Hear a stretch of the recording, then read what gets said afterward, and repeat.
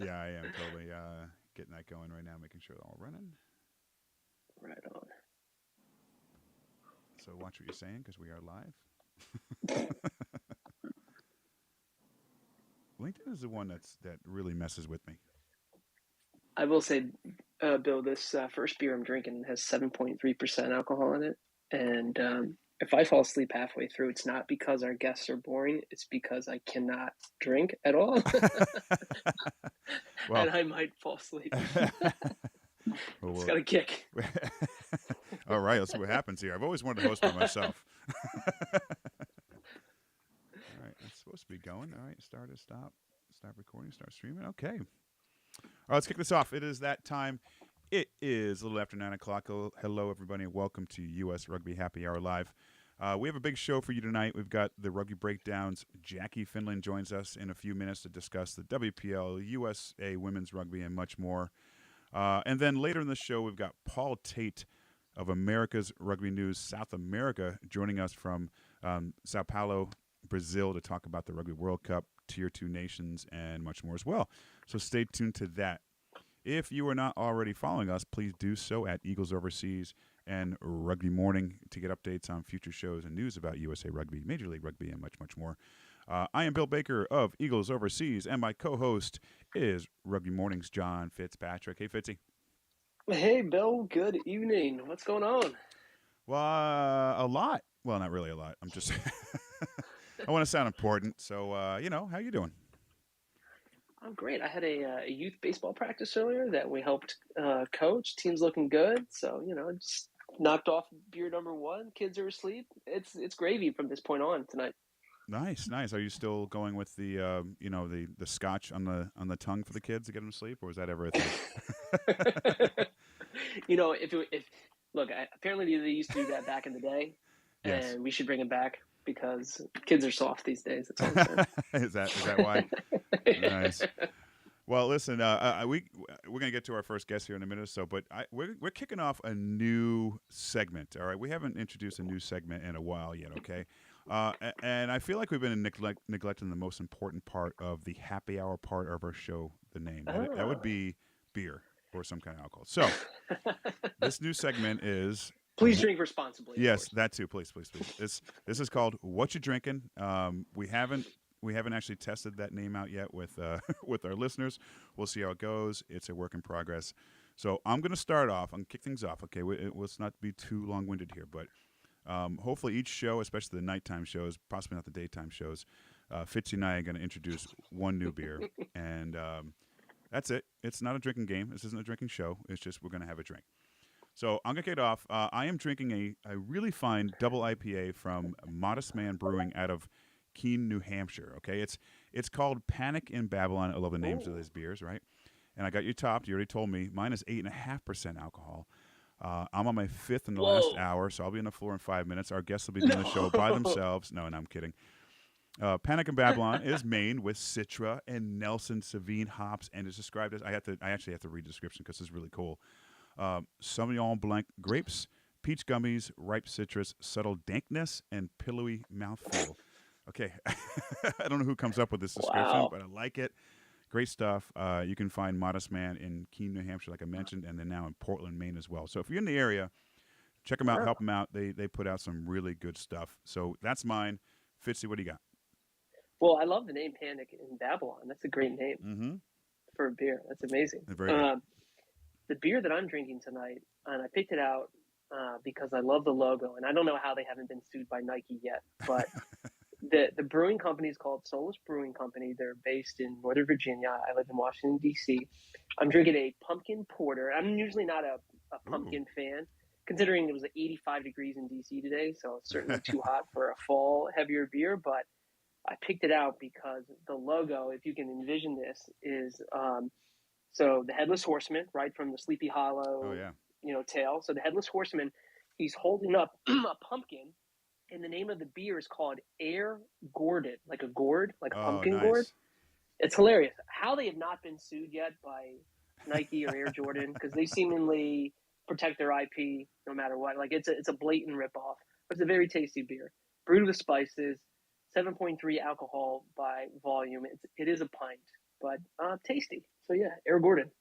All right. Well, hey, cheers to you. Yeah. And with that, let's get on to our first guest. Let's welcome. Um, she is an expert in girls and women's rugby here in the United States. Let's all please welcome the Rugby Breakdowns, Jackie Finlan. Hey, Jackie. Hi, Bill. Hi, John. Thanks for having me.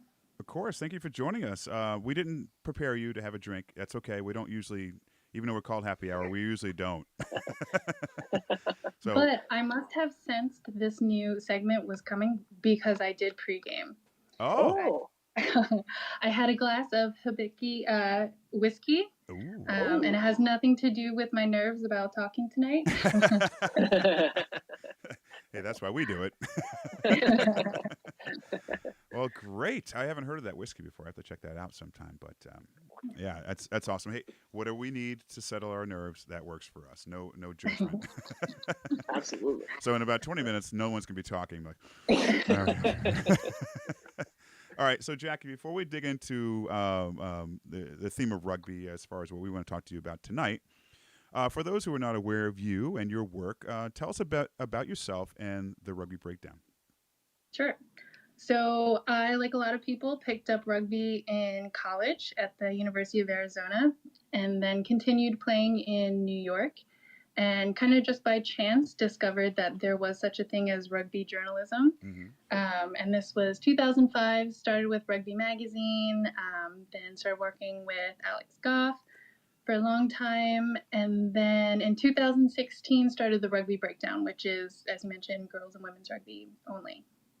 So yeah, that's Right. the synopsis. And how has it been going? Yeah, pretty good. I think I started with the site as like, this is an experiment. I'm curious if people have an appetite for this. Yeah. And the real way to test that is, if people are willing to pay for it, and people pay for it. And That's so it's great. my full-time occupation. And yeah, still going strong. I'm glad you mentioned that too, because it's just, even going back to 2005, let's say, to make a living covering rugby in America was like, yeah, whatever. That's, we got a couple. Matt Godek Sports is selling sports gear, whatever else. The Rugby Magazine where we were before, but yeah, come on, not in this country. So I applaud you. I think it's amazing. I think it's very important, not just for the women's game, but just rugby overall in America. So with that said, I mean, how on earth do you cover it all? There's so much.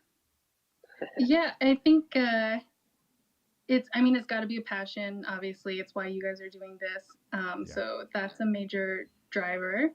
But then you just have to be comfortable with not knowing everything, and just always taking information as you get it, and just being comfortable with that state of the work is never done. Yeah, true. And you've been at it for what, I think you said 18, 19 years now going on. Is there anything about the women's game specifically here that maybe has changed or really stands out to you? Yeah, there's a couple of big things. Some of the obvious ones are the NCAA varsity space. That's kind of a crown jewel there. I think honestly, I miss, and I haven't cataloged it, but I miss just having a lot more USA age grade and women's games in the States. I feel like, that was something when I was with Rugby Magazine at the late Ed Haggerty really prioritized. And so I always got to see in person people who are coming up the pipe. And I really miss that. And I hope it's something that's changing. We know money's coming into the country, and I wouldn't mind just seeing more games at home. Yeah, I think, Jackie, that is all of us, just anyone who's a fan of USA Rugby, both men's and women's Eagles. One of the things that I wanted to jump to in just terms of changes is talking about the WPL, the Women's Premier League. This year, how would you rate the competition this year? Well, I think now that we have the full season behind us, I feel like I've come to expect these really tight contests and like single digit decisions, and like, because that's just what they delivered all year. And maybe that should have been an expectation to begin with, but like it totally delivered. So in that sense, I think it's great that players have had to like live and grow in that space of like constant pressure. So, I mean, and like that's a skill. So regardless of the level, like they're definitely educating players, and I feel like as an audience, we're totally primed and like expecting, like as the semifinals are coming on, for just really competitive, fun games. Yeah, absolutely. And talk a little bit about some of the standout players from this season, or who we should look out for. I know there's been a couple of players that jumped up and made the roster for the match against Wales this last weekend. But in your mind, who are some of the players that have really stood out during the regular season? Yeah, so I'm fortunate. I'm based in Oakland, California, so there are 2 WPL teams here, and so I get to see potentially, if I didn't have a life outside rugby, to see each team twice in person. And I gotta say, like, it's almost like an education every time. Like you watch people on live stream, like you listen to coach feedback, and then you see them in person, and it's just like you're reminded like how great these players are. So I've had that experience with a few players. One I really like is Tessa Hahn with the Colorado Grey Wolves. She came out of Quinnipiac, and I've interviewed her before, and her, like coaches have talked so highly about her. And then I was on the sideline, and I got to just hear like her game chat and the way she like fired up her team. Like she's a phenomenal flanker. I just loved her presence on the field, so I really like her. And let's see, New York, Jetta Owens. She's an established that everybody knows. Same thing. She is like hyping everybody up. She's just got that great energy. She's the type of person, and there's these people on every single team that when you're watching the game, like you're getting excited about it. She has a way to kind of get into the audience and get them excited. So I enjoy her. Let's see. Well, quickly, what's interesting about Jetta Owens is a personal connection there. Her dad was my high school wrestling coach. Very cool. Yeah, and he played rugby. He played at Rocky Gorge, a local men's club in the kind of the DC Baltimore area. And Jetta went to Virginia Tech and started playing rugby there. Cause I think he was a pretty good soccer player growing up. But I got to hang out with them a little bit at the Premier Rugby Sevens Championship in DC and get to see her play. And she scored a try right in front of us, which is super cool too. She did that on purpose. Exactly. Yeah. And then I think another call out, they're not in the semifinals, but they're a contender, and they did play just really fun, like kind of unstructured rugby at times. But Life West, the Fijian international Miri Marawa, she played both scrum half and wing this season, and she was just like fireworks in a bottle. Like every time she got the ball, like everybody kind of got up on their toes. What is she going to do this time? She was a lot of fun to watch this season. So we've got the playoffs starting this weekend on Saturday, semifinals, right? The All Blues, number 1 seed against the 4 seed Beantown, Bill's hometown team, and then the Grey Wolves 2 seed versus the 3 seed New York. Is the championship All Blues to lose? That rhymed. Yeah, I would say that the pressure is on them, certainly, not just because they're reigning national champions, but because they went through this season undefeated. Mm-hmm. They obviously have the benefit of home field advantage, which can't be understated. But I think what's kind of cool about the All Blues is like they didn't skate through this season. They've trailed, they've had to come back, they've had to win on the final play of the game. So they've been tested and they've learned how to win. And I think that's a really valuable skill. So yeah, I think, pressure's on them, but they've dealt with pressure all season, which is a credit to the opposition for sure.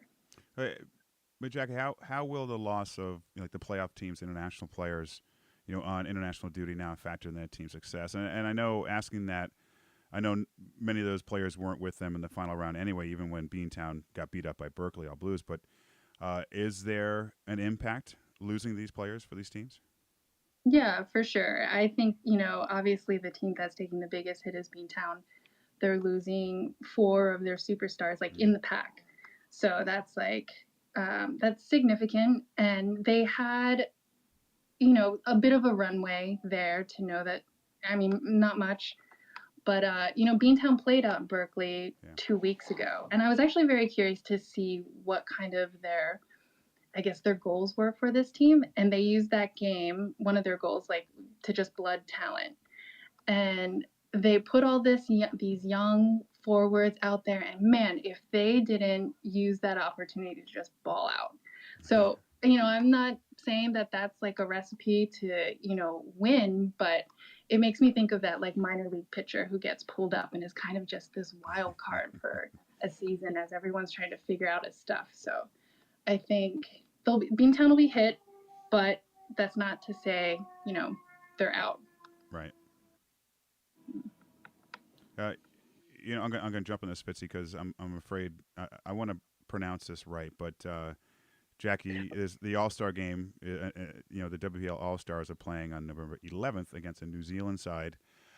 Oh, please pronounce the name of that team for us. Oh, I was hoping you were going to bite that bullet. Tait Tokarau? That works for us. Okay. Ding, ding. That works for me. Yeah, that works for me.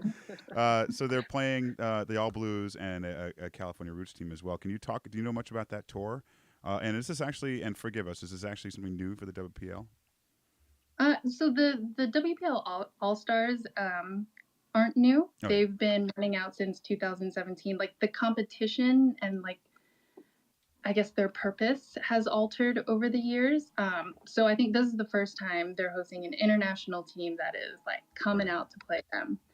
But yeah, I guess I just talked to Hannah Stolba and Allie Gilbert kind of on the genesis of this opportunity. And it started with Berkeley going on tour, like the way that all things work out in rugby. They went on tour, they made friends, they enjoyed the experience. And then, this select team, regional team was like, well, we want to come tour too. So Berkeley was happy to host.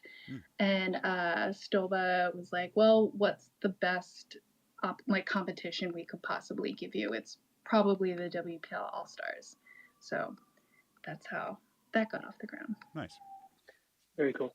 Jackie, I want to transition and move over to talk a little bit about college rugby. And let me know if I'm off base here, but this is across both men's and women's, but maybe just the college rugby confusion.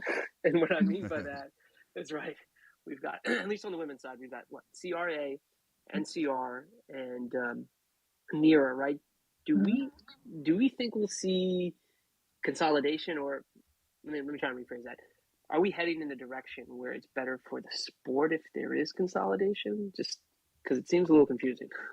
Yeah, I think consolidation is probably in our best interest, if not one for, the sake of your intro, like it's just confusing. And you've seen some of that consolidation, at least between NCR and CRAA this season. Pretty much all of CRA D2 that plays in the fall has moved over to NCR. I think there is some contention there, but I think with all things, it just needs a little bit of time, maybe turnover of leadership. But I think maybe where the division might be looking ahead is like that seasonality piece, because some teams will never play fall 15s, and so they, I think that's the space that needs a little bit of attention. Yeah, can we dig on that a little deeper? Like, I guess I'd ask why. Like, why isn't there a fall? Why aren't college women's programs playing fall 15s? It seems like the season for 15s is the fall, right? And spring is sevens, more sevens. But yeah, I think I think if you have a good thing, it's hard to give up. You need a real convincing reason to give it up. So if you could spend your entire fall preparing, recruiting, and targeting January to really hit your stride, I think all of us would do that. It's just, weather-wise, that's impossible for a lot of the country. Yeah, so yeah, I think those teams would need a really compelling reason. Now, California, where I am, Florida, yeah, they need a push. So currently, right now, they're 28 varsity programs, inching closer to that, important number of 40. But for the listeners, what happens when there are 40 varsity women's rugby programs? What does that basically mean for the sport, or what happens when we do hit that 40 spot? Yeah, so when you hit 40, then you're eligible to like apply for NCAA championship status. So it doesn't mean you don't hit 40 and then you're immediately you get your own NCAA championship. But that's the first thing you got to tick. So yeah, that's why the focus is on that number right now. Got it. Listeners, if you're listening in live here on Twitter Spaces, if you'd like to come up here and ask a question, you do so by requesting on the bottom left of the app. I meant to say this at least 2-3 times early in the show, but I wasn't paying attention. It must be the 8.5% alcohol beer. Also, if you are listening on live and Facebook, YouTube, and LinkedIn, you can drop a question in those comments as well, and we'll get them on air for you. Jackie, you mentioned earlier about some programs maybe having difficulties with fall 15 sides. And you mentioned maybe weather, that issue. So, for example, up near me, Castleton State in Vermont, with a relatively a very new varsity program, they've been having difficulties fielding players for 15 side, and really no full-time head coach in that program. And I don't think that's an issue with weather. It's just, I guess, hard for them to get the quality players to pull together a side. Is that an anomaly for them, or is that something that other programs are going through as well? No, it's definitely not an enigma. Division III and those teams that are in like the provisional space, like the new and developing programs who are just trying to build some momentum and likely playing sevens, they're a bit vulnerable. It really depends on their level of athletic department support. It's hard to recruit for a D3 school. Yeah. It's almost like that student, that rugby player, like needs to want to go to that school for academics first. That's like a top choice for academics, and then they also play rugby. I think out of that D3 sphere, like Bowdoin does the best job, and they might recruit 5 players. 5 quality players, right. But they're not getting the incoming classes that the D1, D2 teams are getting. So it's by no means, a unique situation that Castleton's facing. And what about high school rugby as well? High school girls rugby specifically. Where are the hotbeds right now in the country? Again, I'm here out of Massachusetts. Just recently was recognized as the varsity sport a few years ago. I'm not too aware of many girls programs. There are definitely boys programs here, but talk about the hotbed regions of this country where high school rugby for girls is taking off. Yeah, I'm in NorCal, so this is a pretty fun place to be. Right now, though, the only areas that are playing 15s at this time of year are Wisconsin and Michigan. So, that kind of streamlines your focus a little bit. Everybody else is playing sevens, which is great, but maybe you check in closer to championship time. I'm trying to think, where is it exploding? There are a couple of states that have got really great structure, and you can check in and the teams that are playing, you have contact information, you have scores, and as you know, that is such a that's just like a unicorn in terms of like any level of the game. So Iowa does it well, Wisconsin does it well. Who else? I like the Massachusetts League. Like all those coaches are like really pumping out great players, and you're really seeing them in that Northeast corridor too, in the NCAA space. So right. Good on you, Massachusetts. Has nothing to do with me. All right, let's go to our first listeners, our old friend David from Scrum of the Earth. Hey, David. Hey, how are you guys doing? I'm so sorry I'm late to the game here. Just putting the boy to bed and jumped on as soon as I could. I hope I didn't miss too much. No worries. Jackie, thanks so much for doing this. It's always great, and I'm a big fan of yours and what you do. And if you don't mind, I have a mini bundle of questions for you here. They're all kind of related. Part one is, what's your level of excitement about the WXV? And as sort of follow-ups for that, like, which nations is this competition going to be for, who's going to get which program is going to get the most out of it. And then the flip side of that is obviously like what nation might not do so well because of what nation might it not be for. And the final bit is how big an advantage is South Africa to have an inaugural home tournament here. Like everyone has them, it's going to be huge for them, right? Yeah, let me preface that I do focus on U.S. game and U.S. teams and players, so I can certainly comment on the WXV Tier 2, but I have only, I guess, surface level knowledge of all the other teams participating in the WXV. Sure. But I am very excited to see the U.S. and South Africa just because it is this block of 3 games. So, you take single games, you compare them to other single games, you wonder what you've lost or gained. But when you can compare performances back to back to back, like it's a lot easier to point to improvements, deficiencies, standouts, and plus this is, the first, this will be the first block for the new interim head coach, which is, just a whole other factor to kind of deal with. So I'm very excited for this tournament. And then, sorry, what was the? I'm sorry. I was just wondering, like, what nations are going to come out the best out of this? Just for this experience, I feel like it's going to benefit us a lot. I feel like the U.S. women are going to.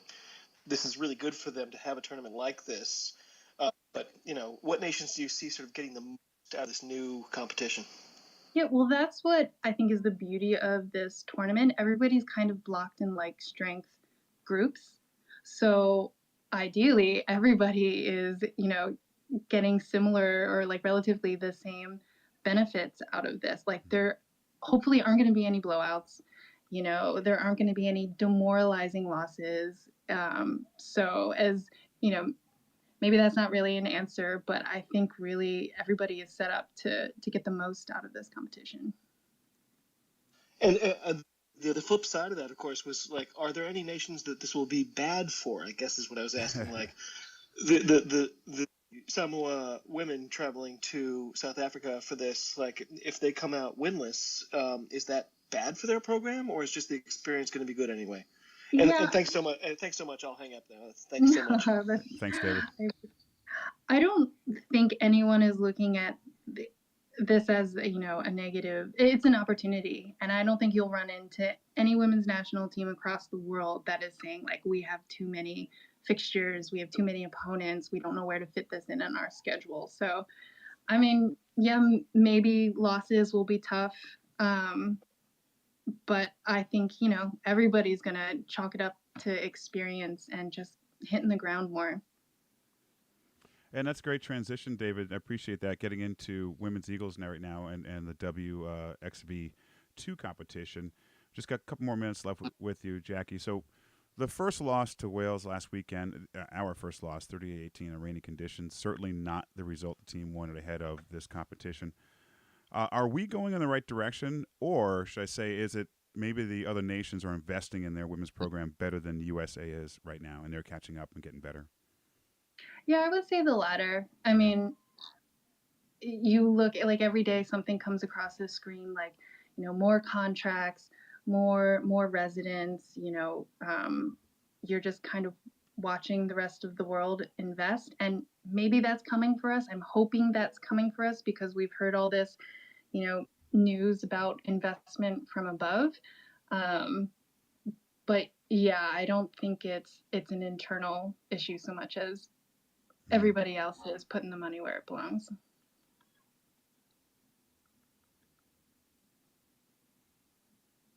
And moving on, sorry for the pause there. We said starts in South Africa next weekend. First game against Samoa. Are these, like, just feeding off that last question, are these must wins for USA? I think must wins. I mean, I think it would be great to build some momentum off some wins. Yeah. I don't know if they're in that space, where it would mean everything. But who couldn't, who doesn't want to win? And especially, with a new coach right now, like started on a good foot, really build from there. So yes, I guess they are must-wins. Yeah, Jackie, real quickly on that last bit there, new interim head coach Milton Haig. Seems like that's the third coach in the last 18 months, give or take, and I think he was offered something like a 7-week contract. I could have that information wrong, but I can't imagine that's great for the stability of the program if we're constantly looking for another head coach, right? Yeah, I don't think so. I think what it does, it just kind of internally enforces the player groups and the bonds that they have. Like they realize they've got to rely on each other. Maybe coaches come and go, maybe they'll be great, they won't, but they need to make sure that they're good. Sorry, I don't actually have any insight into the new head coach yet, but hopefully after tour. Yeah. Well, and maybe just follow up, not necessarily on the current head coach, but on the men's Eagles side, there was always that dilemma, right? Do we look overseas? Are there good, strong domestic coaches that could step in? And I guess just on the women's side, domestic coaches here in the U.S., either men or women, like there's got to be some in the pipeline that are coming up, right? And who are some of those coaches, right? Are they in the WPL? Are they coaching the women's college game? Who are some of these coaches maybe that we should just be aware of as a USA Rugby fan? Yeah, I mean, I think they're in the WPL. Honestly, I wonder why they haven't been called up yet. I think there is some conflict with those that have full-time jobs at colleges. They can't leave those. And that's, I think, a big reason why some of them aren't on tour now. But yeah, there's definitely coaches, I think, in the WPL that could put their hand up. I don't know. Maybe it comes down to their own personal situations or where they want to be, but I think we have candidates for sure. Well, to steal this from our listener a minute ago, he said Eddie Jones should be available soon. So we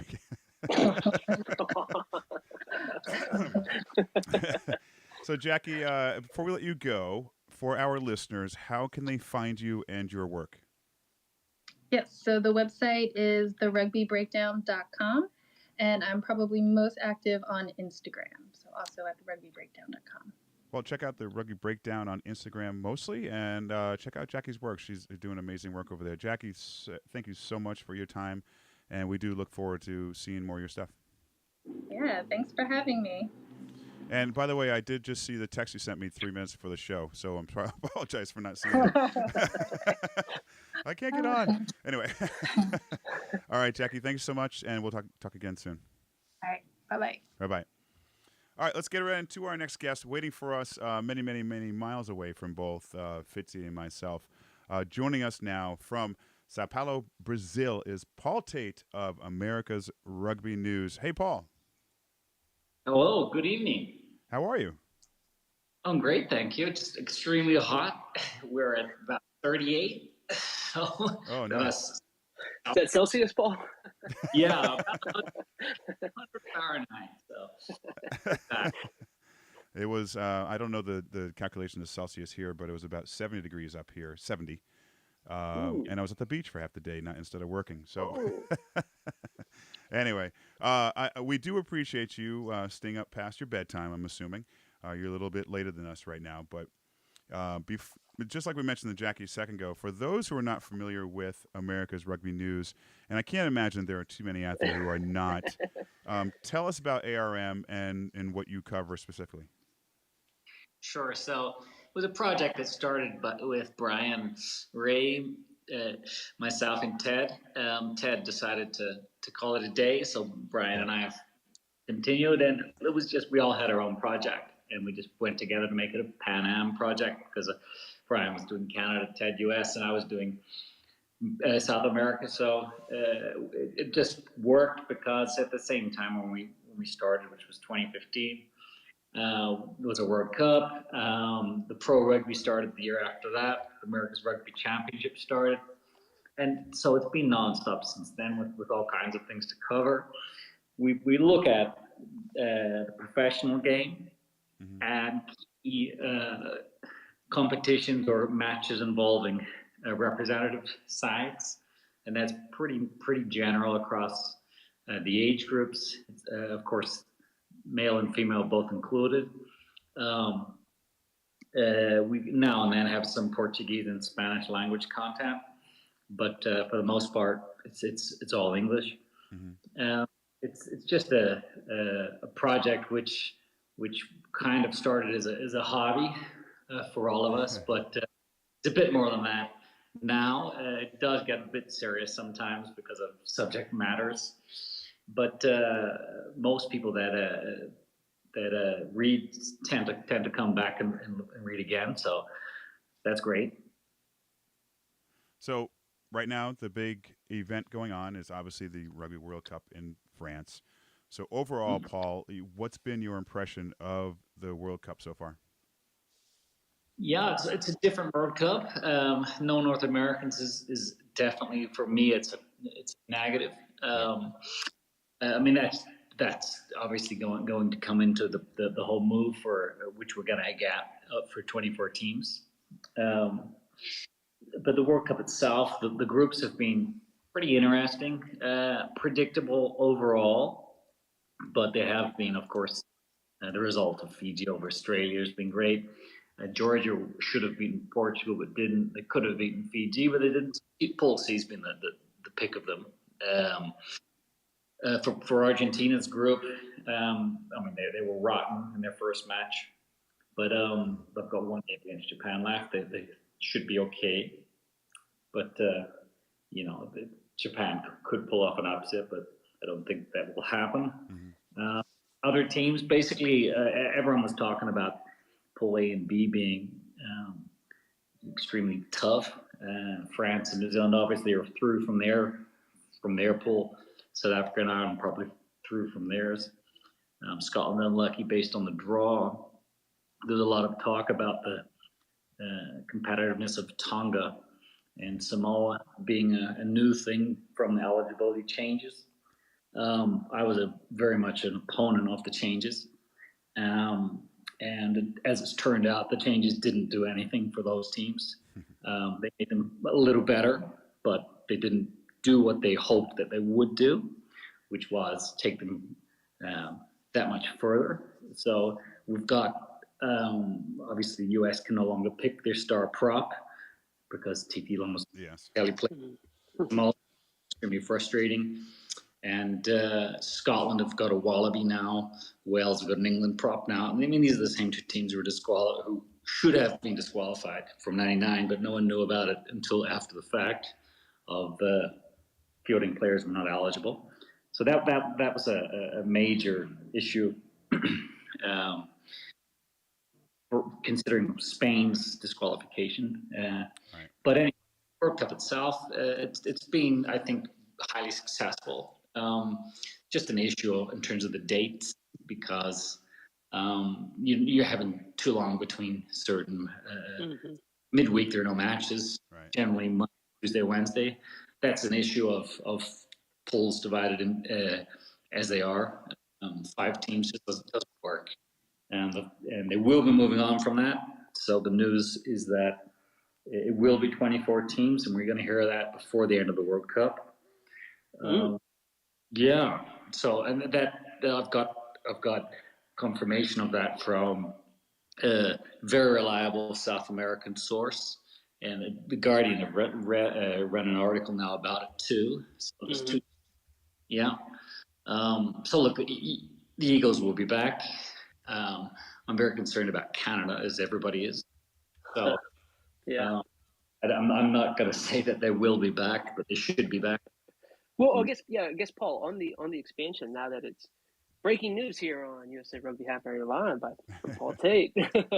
I guess, do you agree with the expansion? And then how will this, you started to get into it a little bit, but how will this benefit maybe some of these other Tier 2 nations? Oh, absolutely. Look, the thing is that we've been hearing from the British media anyway that they want to have a plate competition in the World Cup, so that teams can play again after they're all but eliminated. And look, no one wants that. Like if you actually look at the press conferences of what Namibia, Georgia, Uruguay, Portugal, what they're all talking about, Samoa, Tonga as well, might I add, they're all saying the same. They want to play more tier 1 teams. Yeah. So that's the issue we're looking at. Now, if you go to 24 teams, instead of 4 matches, you've got 3 each. But in effect, you're going to have similar fixtures, just 1 less. So, for example, if you look at Chile's matches, they had England, Argentina, Samoa, and Japan. Now, that's extremely tough. If it's 6 pools of 4, you'd remove England or Argentina and pretty much have a copy and paste scenario of that. So teams are probably going to have one tier 1 and a half in their groups. But you'll be able to structure it much better. So, for example, if you've got the pools A and B playing on Saturday, so that's 4 matches. Then you got Sunday, 4 more matches, pools C and D. Then you got E and F left. So you can structure it out much better. So you can have games every day or have 1 rest day instead of 3 like we've currently got. And if you actually map it all out, you can have the teams all playing together. So no one has more rest days than anybody else. So it's fair in sporting terms. It's perfect, in fact. So you could have, for example, let's say US are in a pool with France, Georgia, and who else? France, Georgia, and Japan in the US. So that's a tough group. They're going to play they're going to play on Sunday, and Sunday. That's it. 3 weekends, and then pool phase is finished. Now, 2 from that group, from every group, will make it to the final 16, the round of 16. But obviously, they're going to be missing numbers because do the math, right? So how are they going to get around that? Well, you're going to have certain third place teams going through, and what we're hearing is it's going to be something like it sounds like Vince McMahon, but it's going to be something like a wild card qualifier. So that's interesting. But I mean, if you're the Eagles, you're basically looking at it like Canada looked at '99. If you can remember that World Cup, Canada they didn't make the playoffs. Their group was France, Fiji, Namibia. So Canada lost against France and Fiji, and then needed a big win over Namibia, and they got it. They won by something like 70 points, and it wasn't enough because the top third place side actually made the playoffs, and that team was Argentina, in fact. But having said that, it should have actually been someone else because Wales and Scotland both had players who shouldn't have been involved. So you're basically going to look at the top 2 sides from each group, joined by third place. For example, there's an interesting. I did an article on this a year ago. You can find it if you're interested. It's called "What a 2014 Rugby World Cup Could Look Like," and just did the pools that way, and you can see the third place teams will have something to play for. So 3 of them would go through if that's the scenario they go for, which it seems to be, but we don't know yet, of course, for sure. Yeah. So with 4 extra spots essentially coming online, Eagles, potentially maybe Canada, Spain. Are we assuming perhaps that the Americas would get another spot, and then how would the other 3 kind of get determined, perhaps? Exactly. I'd like to know that myself. So South America never had a spot. Never. I mean, it's crazy. But they had a spot for 2007 because what happened was at that stage, the quarterfinalists all qualified for the next World Cup. Now it's, of course, the top 3 per group. So Argentina were eliminated by Ireland in 2003 World Cup. So they had to qualify. So they were South America 1. They played Chile and Uruguay. So Uruguay ended up being America's 3. So no, is that correct? 3 or 4. It doesn't matter which, but they ultimately played Portugal in rapid charge, and they missed out by a point. Yeah, don't remind us. So basically, what has happened is ever since then, South America hasn't had anything. So 2011, 2015, 2019, and never had one. And they've always asked for it, and it's always been denied by World Rugby. Every time it's been, no, you're not getting it. So the difference now is that, well, I mean, how can you say no? Because literally, Uruguay qualified ahead of the US. Yep.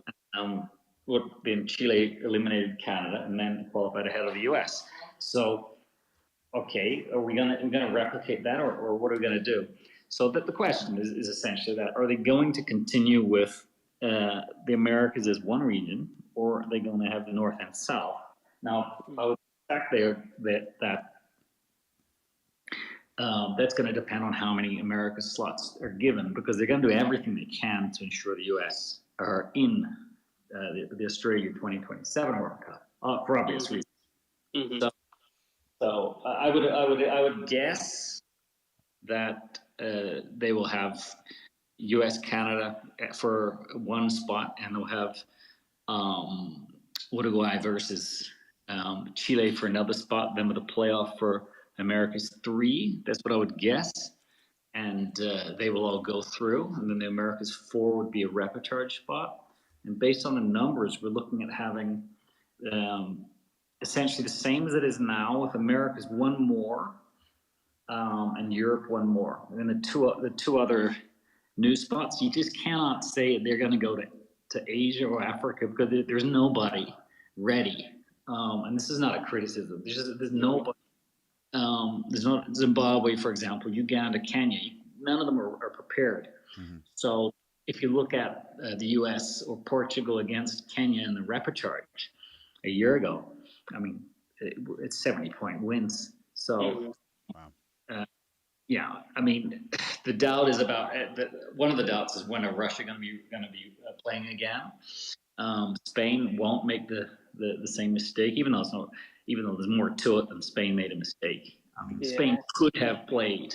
Yeah, they could have. Like they had a clear case. The guy was involved in 2 matches which were really insignificant, and they could have they could have done a number of things, like replayed the games, or removed the points scored during his involvement, things like that. But I mean, it's just ridiculous that they're letting All Blacks play for other teams like Samoa or like Tom. But let's just be honest, that nobody was involved in Spain or now out, and it turns out that, because I've spoken to Spanish staff about it, it turns out that the player lied, had his passport, was fraud involved. So just a whole mess, unavoidable, just ridiculous what will happen. But it's going to be 24 teams.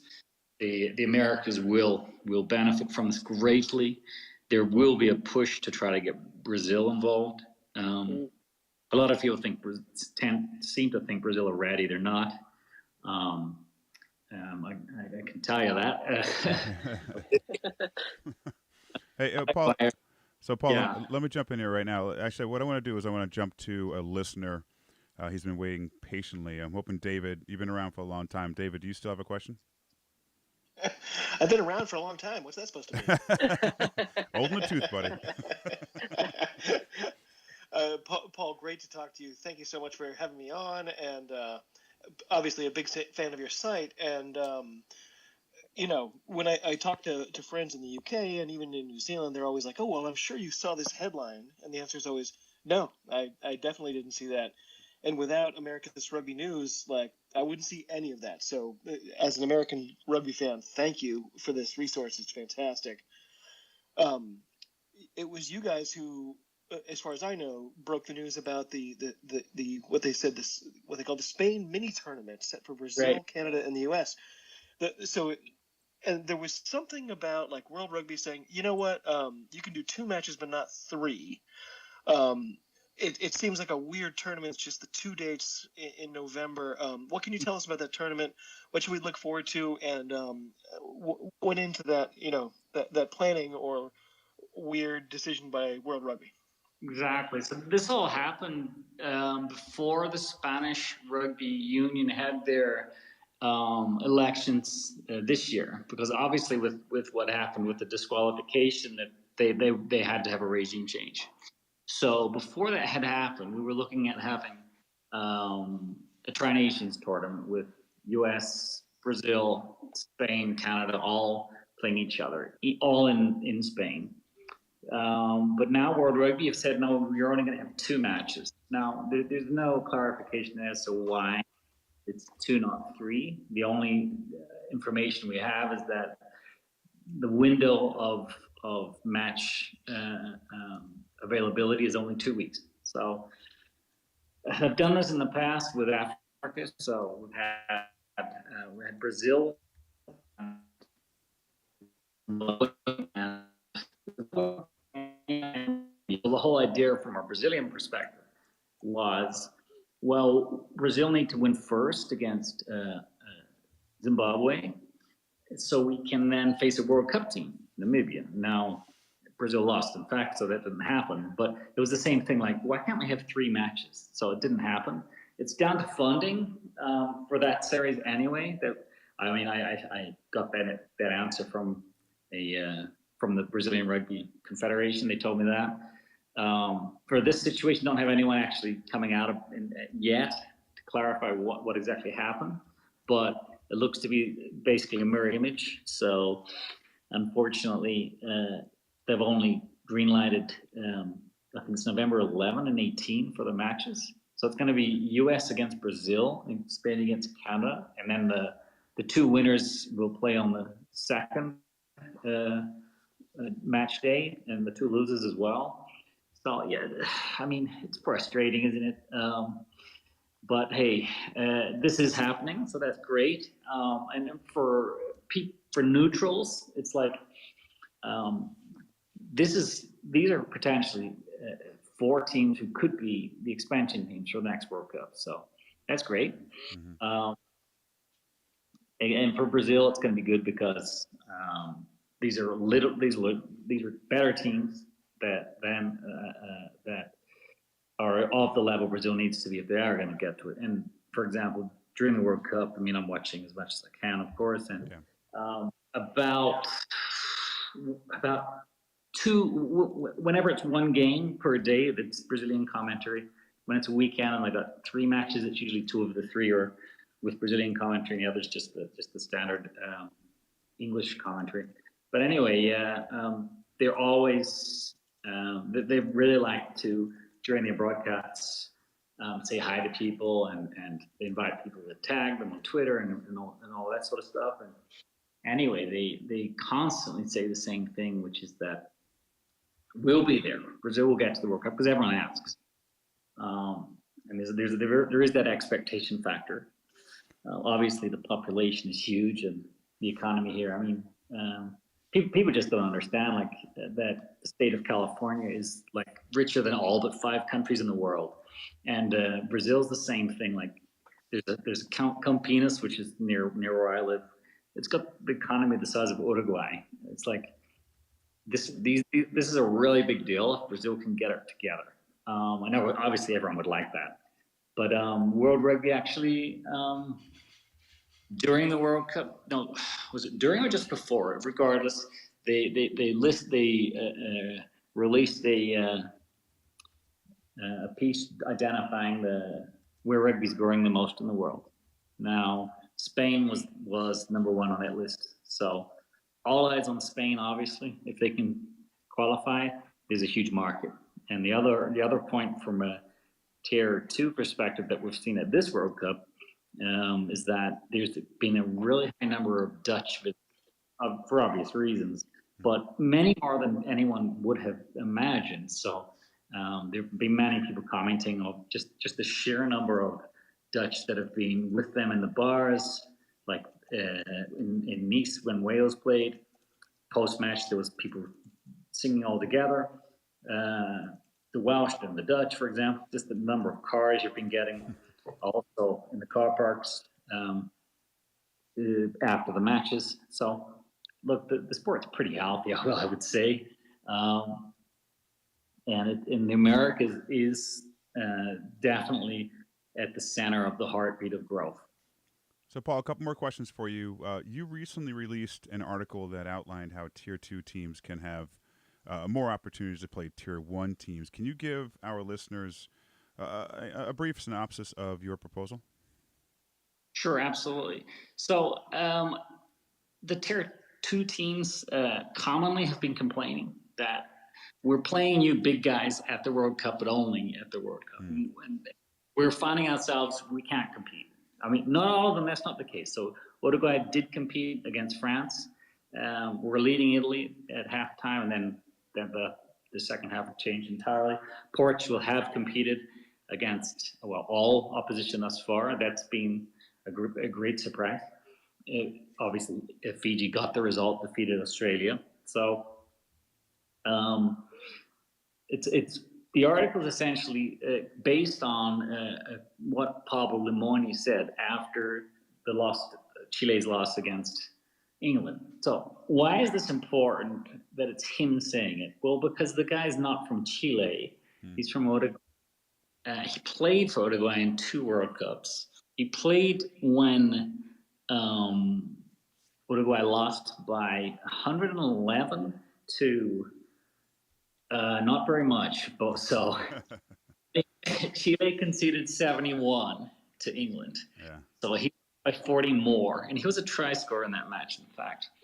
So he called he said that we're the clowns and World Rugby are the circus.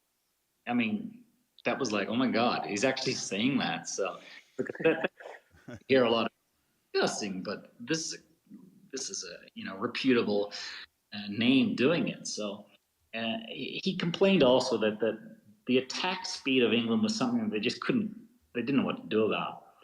So we need opportunities. And where are these opportunities? Why aren't they happening? So this article was kind of my way of saying, hey, look, World Rugby are really concerned about the British and Irish Lions. That tour is in the middle of the World Cup. And I think that's at the center of what's wrong with everything here, because that is a block to progress. Now, I'm not saying we need to end the tours. What I'm suggesting is, why don't we move these tours to be the year after the World Cup? Now, everyone wants the draw for the World Cup later. Okay, so why don't we actually have qualifiers? Isn't that a way in which we can have Tier 1 and Tier 2 matches? So just here in Brazil anyway, they're all the team that's always going to play in the Soccer World Cup. There's no doubt about that, especially now that it's going to be 48 teams. But Brazil's played in every World Cup. It's never been in doubt. Right. So it's a big deal when Brazil play Bolivia or Venezuela. Now, these are not big teams Argentina won the World Cup, for example. Uruguay are competitive, but Venezuela, they're not. They've never played, in fact. But soccer has that structure in place, and rugby does not. So if we can regionalize the qualifiers, make everyone have to qualify. So at the moment, the top 3 per pool qualify. And you had, for example, Australia playing 14 test matches in 2022. They only played Tier 1 teams. Now they're upset by a Tier 2 team at this World Cup. So it's like, okay, can we do something better? Well, yes, we can. So I think that I think this approach is a way that it can actually be proactive. The World League is not the answer. The World League is going to make it worse, not better. And also, there's a problem in the Americas. You will remember Well, yeah, Paul. Actually, yeah, that story. I'm Yeah. sorry to jump in, but I'm glad you're getting into this because this was one of our questions. Sure. Contention, maybe, is that the right word, between Canada and the U.S. and, say, South America around that last vote for World Rugby chairman. Yeah. Are Sure. the sides, are these two, say North America and South America, are they closer to kind of resolving their differences and, I don't know, trying to get the American Rugby Championship back, for example? Like, what the hell? Well, look, this was the dumbest thing ever that Canada could have done. And look, Canadians who I've spoken to are livid. I know some Canadians who wanted Bill Beaumont, but I know many more who did not. Now, and we've got high profile Canadians on record that were dumbfounded by what happened. So yeah, the Americas Rugby Championship was great for everybody, and South America responded to the Canadian vote and the North American split. They said, "Okay, if this is what you want, we'll go our own way," and they did. And so they invested firmly, and it worked. Chile made the World Cup. The idea was Chile would try to qualify for 27, but that high performance model is just so potent. If you can get a group of 25 to 30 pro athletes, train them full time, it makes a world of a difference. I mean, Chile literally learned from their own errors. From the Americas Rugby Championship, they were losing to the US by 60, 70 points. They were losing to Brazil in all the matches. So Brazil got it together. Then the money basically dried up, and Chile got their house in order, and it worked. That's simple. I mean, look, we had Canada playing in the UK during this World Cup cycle, and that was like the exchange for their vote. It was like, really? I mean, Canada, like anybody, should be wanting to play Los Pumas and not playing the Argentina 15. And when I was in Uruguay in pre-pandemic 2020, they were getting ready for Super Rugby Americas, the Superliga Americana, which was called. I asked the CEO, said, when are we going to get Los Pumas here? No more Argentina 15. When is there going to be a test match? And he told me, he said, we were really scared. We think that we could be smashed. But there's no official word at this stage, but there are journalists like at least suggested that it looks like now that they may be willing to look at that. So they certainly want more matches like France, like Italy. So look, you've got the neighbor. Let's make it an annual match. That's definitely the way. I mean, Uruguay are only going to get better. They're not going to get worse. And if they have these opportunities, that'll be extremely helpful. Paul, let me jump in here real quick. We're going to let you go here in a second. We got one last question for you. And be honest with you, a yes or no answer is perfectly fine, but we love your input on this, so it's not that simple of an answer, obviously. What are the possibilities, or is there a chance in the near future that Super Rugby Americas and Major League Rugby would face each other in any kind of, I don't know, small tournament, small, competition, or like an all-star side? Oh, yes, definitely. They got the timing for it right. There's no reason why. They talked about it happening, in fact. Yeah. Then I never did. That was the pandemic, of course, but yep, there's definitely a chance. Let's make it happen. I'm all for it. All Let's go, Paul. Let's do it. Paul Tait, man, thank you so much for your time tonight. It's been brilliant. It's been a lot of fun, a lot of great information. Thank you so much for joining us. You're welcome, guys. And looking forward to seeing your next articles. And before you go, how can people find you online, social media, anywhere else? Yeah, so take a look at the Americas Rugby News website. Myself, I'm at Americas Oval on Twitter or X, whatever. Yeah, that's where I engage. I don't engage on other social networks just because of sheer time. It's too time consuming to do too many of them. Yeah. All right, Paul. Thank you so much. Have a great evening, and we look forward to talking to you again soon. Thanks so much, guys. My All right. pleasure. Cheers. Stay cool. All right. Thanks everybody for tuning in. Fitzy, I forgot your name for a second there. It might be the beer. That was some good information right at the end there, don't you say? I would love some type of round robin competition between maybe some of the best teams in MLR versus Super Rugby Americas, or some type of all-star competition between the two. Like that's exciting. You can have a home and away, somewhere in the US, somewhere down in South America, Uruguay, Chile, you name it. Like I think that would be a lot of fun and generate a ton of interest. Well, so I'm counting on Paul to make it happen. Yeah, I am too. No pressure to Paul, but there needs to be like what do you want to call it? A world classic side also, like an old boys side. So maybe you and I can join the USA old boys side. Look! If USA Rugby needs to send us down to South America to have these conversations, I'm ready. I'm ready to do it. I got about all expenses paid. I got 7 more years on my passport before it expires. So let's do this. All right, Fitz, another great show. Thank you for co-hosting with me. Everyone else, thank you so much for tuning in, whether it's live here on Twitter Spaces or streamed on YouTube, LinkedIn, and Facebook. I really do appreciate you all tuning in. Be sure to tune in. If you missed a lot of this, you can check out the podcast replay posting tomorrow on US Rugby Happy Hour Live. Thank you so much again for tuning in, and we will talk to you again and listen to you again also for the listeners next week. Have a great night and great weekend, everybody. Thank you so much.